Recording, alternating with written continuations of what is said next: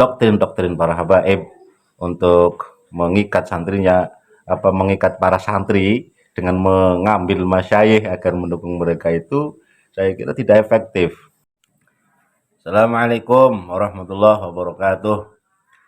Alhamdulillah, assalatu wassalamu ala rasulillah Sayyidina wa maulana Muhammadin sallallahu alaihi wasallam ibni Abdillah wa ala alihi wa ashabihi wa man tabi'a hudahu ila yaumil qiyamah, amma ba'd.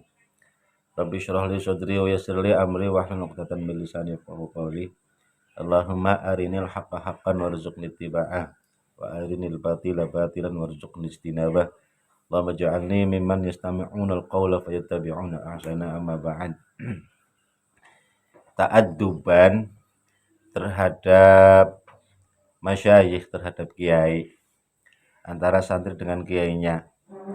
Akhlak yang harus dijaga antara santri dengan kiainya. Ta'ziman yang dimaksud di dalam dunia pesantren dari seorang santri terhadap kiainya itu tidak mutlakon, itu muqayyad dan ada batasan-batasannya, sehingga tidak bisa ketika ada seorang santri yang berbeda pandangan dengan masyayikh terkait ataupun dalam sebuah keilmuan atau sebuah keyakinan yang keyakinan tersebut tidak mempengaruhi keimanan sang santri, tidak bisa dikatakan sebagai santri yang tidak takziman terhadap kiainya. Kenapa demikian? Karena kalau takziman wa takriman terhadap kiai itu tidak muqayyad, tidak dibatasi, nanti akan kerepotan. Kerepotan yang pertama adalah segala hal yang nantinya ada kaitannya dengan masyayikh harus kita hormati. Misalkan ayamnya kiai itu harus kita hormati juga, tidak boleh kita sembrono terhadap ayamnya kiai, walaupun buang kotoran di depan kita tidak boleh kita usir ayam itu. Padahal saya yakin kiai tidak mengharapkan demikian, karena di dalam kitab Taklimul Muta'alim, takziman terhadap ahlul ilmi itu ya tetap muqayyad, tidak bisa mutlak. Kemudian standar yang mudah yang seharusnya dijadikan oleh teman-teman santri semua dalam istilah menghormati kiainya itu adalah kaidah yang ada di dalam Muqaddimah Alfiyah Ibnu Malik. Wa taqtadi ridon bi ghairi sukhti fa'iqatan alfiyat ibn mu'ti wa huwa bisabqin haizun tafdila mustaujibun sana'iyal jamila. Nah, dua syair di dalam Muqaddimah Alfiyah Ibnu Malik ini seharusnya menjadi standar buat para santri dalam mempraktekkan takziman wa takriman terhadap masyayikh, terhadap kiainya, sehingga tidak melampaui batas. Karena hal yang melampaui batas itu ada yang tidak baik, tidak bisa kemudian segala hal pokoknya baik, walaupun melampaui batas akan dikatakan baik, tidak bisa. Apa yang dimaksud takziman wa takriman dalam dua bait Muqaddimah Alfiyah Ibnu Malik tersebut? Imam Muhammad bin Abdullah bin Malik Al-Andalusi atau pengarang kitab Alfiyah ini, seperti yang telah diketahui oleh para santri, itu dengan mengatakan fa'iqatan Alfiyat ibn Mu'ti, dikatakan sebagai santri yang su'ul adab terhadap Syekh Ibnu Mu'ti sebagai gurunya Syekh Ibnu Malik, sehingga diceritakan dan ini diyakini oleh sebagian oleh semua santri lah, bahwa dengan pada saat Syekh Ibnu Malik mengungkapkan fa'iqatan Alfiyat ibn Mu'ti itu, memori beliau hilang.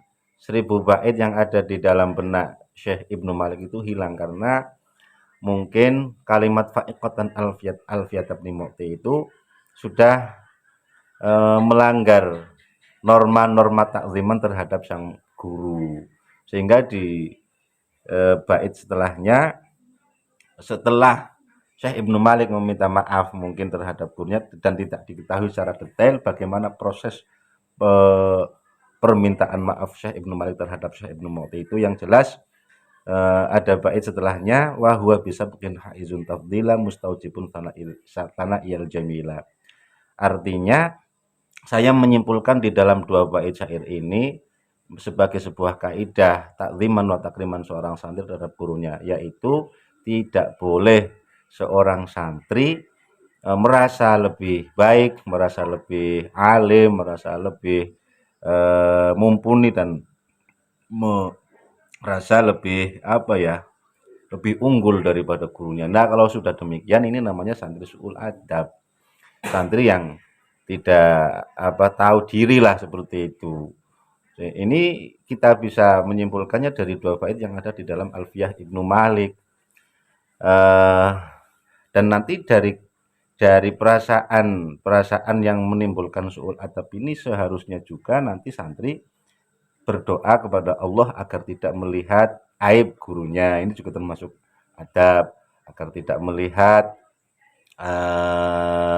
sesuatu yang menyebabkan sang santri merasa lebih baik dari gurunya. Inilah adab yang mutlakon dan harus diakui dan dilaksanakan oleh semua santri. Tetapi kaitannya dengan masalah nasabah alwi ini jangan pernah menuduh teman yang sesama santri ketika ada santri yang mengikuti Kiai Imad sementara kiainya tidak, dikatakan sebagai santri yang su'ul adab. Santri yang mengatakan temannya su'ul adab gara-gara tidak sama dengan kiainya, apalagi menuduh sampai yang secara personal dan seterusnya, ini saya kira santri ini kurang jauh ngopinya. Mungkin juga terlalu cepat dia menyimpulkan tanpa ada pemikiran yang lebih dalam. Karena mungkin sudah ditumbuhi rasa benci terhadap satu golongan dan menuduh temannya yang benci. Padahal saya sudah bilang berkali-kali dalam permasalahan polemik ini, baik yang meyakini habaib sebagai dzurriyyatun Nabi maupun yang tidak, alasannya sama, yaitu cinta terhadap Kanjeng Nabi Muhammad Shallallahu Alaihi Wasallam. Yang sampai sekarang meyakini habaib sebagai dzurriyyah Nabi, khususnya para santri ini, ada berbagai alasan. Di antaranya adalah mengikuti kiainya yang kebetulan kiainya itu tidak berbicara atau mungkin bahkan meyakini Mbah Alwi sebagai dzurriyyah Kanjeng Nabi, sehingga santrinya merasa lebih aman mengikuti sang kiai. Dan parahnya santri yang semacam ini menuduh santri yang lain temannya itu ketika berbeda pandangan dengan kiainya dikatakan sebagai santri yang su'ul adab. Nah, ini santri yang kurang ngopi menurut saya. Padahal motif kiai kenapa bisa diam, tidak merespon polemik ini atau bahkan cenderung membela habaib, itu kan motifnya ada semua dan santri tidak tahu. Santri tidak tahu motifnya seperti apa, tidak mutlakon tahu. Ada beberapa hal yang saya kira tidak disampaikan kepada santri oleh kiai, sehingga tidak menutup kemungkinan kiai-kiai yang diam, yang tidak merespon polemik ini membiarkan santrinya agar berpikir dan bertindak sesuai dengan kemampuan masing-masing. Seperti saya misalkan, masyayikh saya tidak ikut komentar dalam polemik ini, bukan berarti masyayikh saya mengatakan santri yang ikut komentar salah, tidak. Saya tetap menganggap ada kemungkinan masyayikh itu diam karena berbagai alasan yang benar dan para masyayikh ini sudah melakukan istikharah dan membiarkan santrinya yang bergerak. Karena saya kira masyayikh itu akan bangga ataupun akan ridho lah dengan santrinya yang berpikir, kemudian yang mau belajar dan tidak tidak yang penting manut kemudian selamat, walaupun itu juga benar menurut saya. Tetapi yang saya sayangkan adalah santri yang manut itu kemudian menuduh yang seperti saya, dituduh dengan su'ul adab dan seterusnya. Ya, ini kehebatan para habaib, karena saya kira habaib ini doktrinnya sudah masuk kemana-mana. Masalah tesisnya Kiai Imad, masalah sehingga santri sebagian besar meyakini habaib bukan dzurriyyah Nabi, walaupun sebelumnya meyakini, dibenturkan dengan kiainya sendiri, dengan temannya sendiri, dengan masyayikh salaf, dengan Syekh Nawawi Al-Bantani, dengan Mbah Khalil Bangkalan, dengan Syekh Hasyim Asy'ari. Padahal mereka ini tidak sharih mengisbat nasab mereka. Kalau menghormati kan santri-santri yang tidak meyakini habaib sebagai dzurriyyah Nabi kan tetap menghormati siapapun. Bahkan dari golongan habaib sendiri tetap dihormati, tetapi dalam kapasitas mereka sebagai orang alim, sebagai orang soleh, tidak sebagai zuriyahnya Kanjeng Nabi Muhammad Shallallahu Alaihi Wasallam. Ini banyak teman-teman yang tidak mudeng. Dikatakan sebagai santri yang suul adab, kemudian saya mengomentari Rois PBNU suul adab, saya mengomentari apa namanya Kiai Miftahul Akhyar dikatakan suul adab dan seterusnya. Nah, ini apakah adab yang dimaksud oleh teman-teman saya adalah sesuatu yang mengikat santri agar tidak bisa berpikir, tidak boleh komentar, tabayunnya tertentu harus sowan ke sana, padahal santri itu kemampuan komunikasinya terbatas, kemudian kemampuan ekonominya terbatas dan seterusnya, harus terikat dan tersiksa, tidak boleh bicara, padahal masalah sudah runyem kemana-mana, padahal mampu berbicara lewat media. Nah, ini dituduh suul adab dan seterusnya. Tetapi yang perlu dicatat bahwa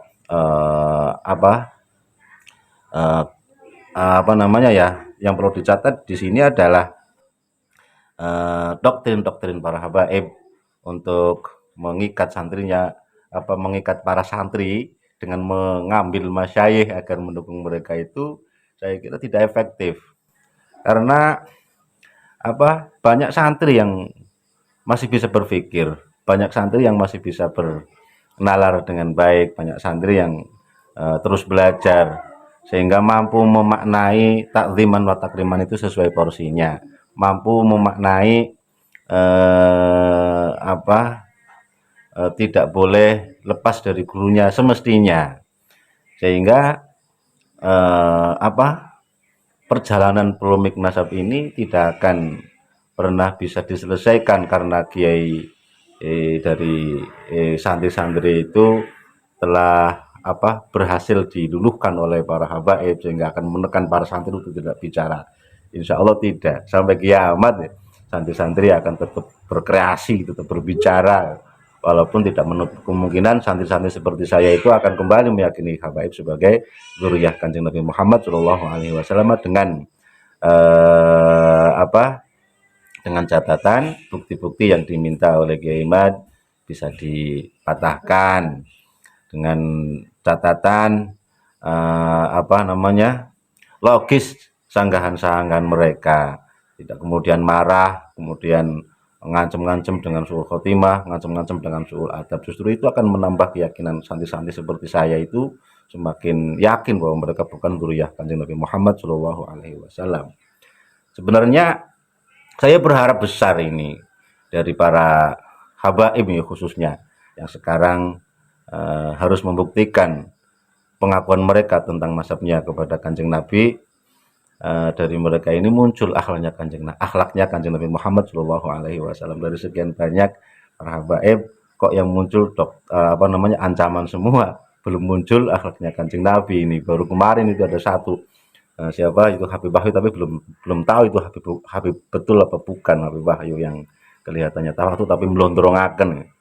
Saya membayangkan seumpama ada seorang Habib ini, misalkan di dalam polemik ini ada Habib yang mengatakan, ya silahkan siapapun yang mengaku sebagai zuriyahnya Kanjeng Nabi, silahkan dicek, di cross check, kemudian dipastikan demi menjaga marwah nasab mulia Kanjeng Nabi Muhammad Shallallahu Alaihi Wasallam. Kita pun yang selama ini dikenal, misalkan ada Habib yang berkata seperti itu, kita di sini yang sudah lama dikenal sebagai zuriyah Kanjeng Nabi, ternyata pada saat ini terindikasi bukan zuriyah, ya silahkan dicek. Misalkan nanti kita tidak terbukti sebagai zuriyah Kanjeng Nabi, ya tidak apa-apa, monggo. Dan saya kira ini tidak akan pernah mengikis kemuliaan mereka. Ternyata kan dari sekian banyak habaib belum pernah dengar ada tokoh-tokohnya itu legowo dengan polemik ini, kemudian membiarkan penelitian ini terus berjalan, membiarkan cross check ini menemukan finishnya, kemudian dijawab dengan akhlak dan kelembutan. Saya kira belum ada ini. Semua yang keluar ataupun sanggahan-sanggahan dari para habaib ini semuanya doktrin. Semua banyak sekali mereka yang ngancam suul khotimah, ngancam suul adab, dibenturkan dengan gurunya, dibenturkan dengan temannya, dibenturkan dengan para masyayikh. Ini kan aneh. Orang tanya malah diancam kan ya. ini orang-orang yang mengaku sebagai cucunya Kanjeng Nabi Muhammad Shallallahu Alaihi Wasallam.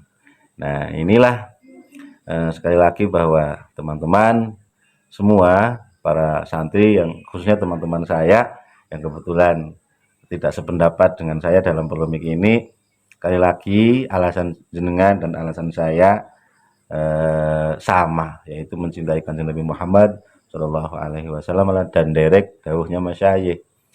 Dan ingat juga teman-teman bahwa seumpama adab itu mutlakon, tidak muqayyadan, bagaimana nasibnya seorang santri ketika dalam polemik ini satu kiainya mendukung Habaib sebagai zuriyah Kanjeng Nabi dan satunya mendukung Kiai Imad, dan kedua-duanya memerintahkan santri tersebut untuk bicara, bagaimana repotnya apabila si santri ini tidak boleh untuk berijtihad sendiri ataupun tidak dibebaskan pemikirannya, kan masya Allah. Dan saya yakin kiai tidak akan pernah seperti itu menjadikan santrinya terpenjara di dalam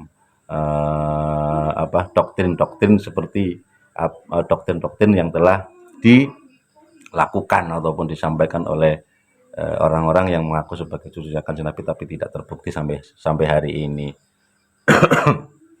Dan ingat bahwa santri tetap ta'aduban, santri tetap berakhlak, santri tetap takriman terhadap masanya sampai kapanpun. Tetapi takziman wa takriban wa ta'aduban terhadap masyayikh itu ada porsinya, ada kaidahnya, ada definisinya, dan definisi kaidah tersebut sudah saya sampaikan. Ada Alfiyah Ibnu Malik, kemudian ada Taklimul Muta'alim yang selama ini masih eksis dipelajari di kalangan santri. Sekian teman-teman, mudah-mudahan kita semuanya selalu mendapatkan ridho guru, selalu mendapatkan bimbingan dari Allah Subhanahu wa taala untuk bisa mengikuti sunnah-sunnahnya Kanjeng Nabi, untuk selalu bisa mencintai Kanjeng Nabi dan para dzurriyyahnya, dan mata kita tetap terbuka untuk melihat apapun, tetapi dan telinga kita juga mampu untuk mendengarkan apapun, tapi diberi oleh Allah